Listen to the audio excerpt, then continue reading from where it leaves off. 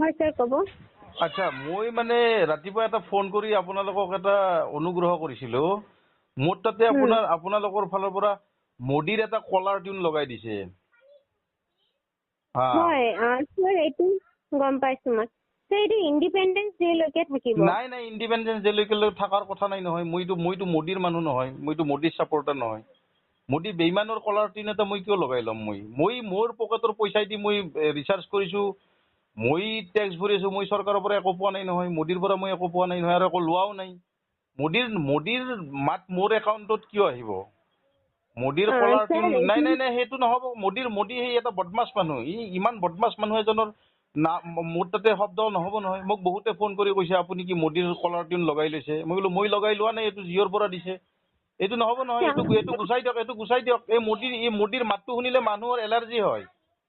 মোদী এটা government of ইণ্ডিয়াৰ guidelines হিচাপে হৰ ঘৰ তিৰংগা এই গানটো লগোৱা হৈছে, এই জিঅ' টিউনটো। নাই নাই হৰ ঘৰ তিৰংগা লগোৱা নাই। প্ৰথমতে মানে ফোন কৰিলে মোদীয়ে কিবা দুই আষাৰ কয়, তাৰপিছত তিৰংগাৰ কথা কয়। মই এইটো নহয়, এইটো বেলেগ মোবাইল বিলাকত হোৱা নাই নহয়। মোৰ মোবাইলত কিয় হৈছে এইটো?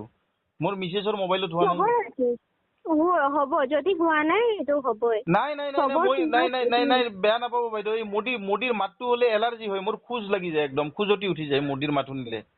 এইটো নহ'ব নহয়। মোদী ইমান বেইমান মানুহ এটাৰ কলাৰ টিউন এটা মোৰ তাতে কিয় লগাই ল'ম? গুচাই দিয়ক। মই মোদীৰ পৰা 10 টকাও খোৱা নাই, মোদীৰ পৰা মই একো লোৱা নাই, বৰঞ্চ মই টেক্স ভৰিহে আছো। মোৰ টকাৰে মই ৰিচাৰ্জ কৰি মই মোদীৰ কিয় আৱাজ ল'ম? নল'ব নহয়।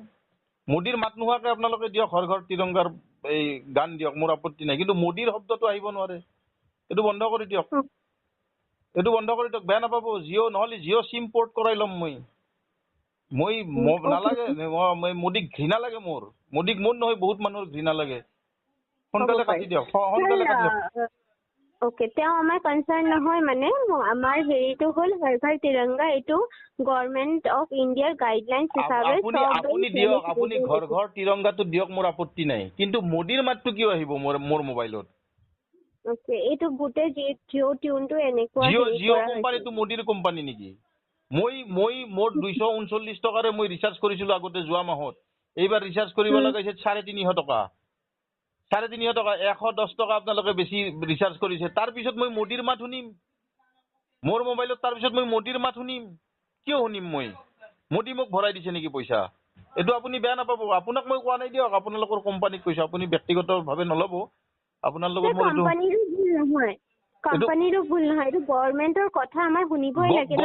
আচ্ছা, গভৰ্ণমেণ্টক আপোনালোকে কি ইলেক্ট্ৰল বণ্ড দি আছে তাৰমানে, হয়নে নহয়? সেইকাৰণে আপোনালোকে শুনিব লাগে নেকি? হ'লে কি কোটি কোটি টকা আপোনালোকে ইলেক্ট্ৰল বণ্ড দিব, আপোনালোকে টকা উঠাব আমাৰ পৰা, পাব্লিকৰ পৰা। আপোনালোকে গভৰ্ণমেণ্টক কৰক, মোক পাব্লিকক কিয় হাৰাচমেণ্ট দি আছে?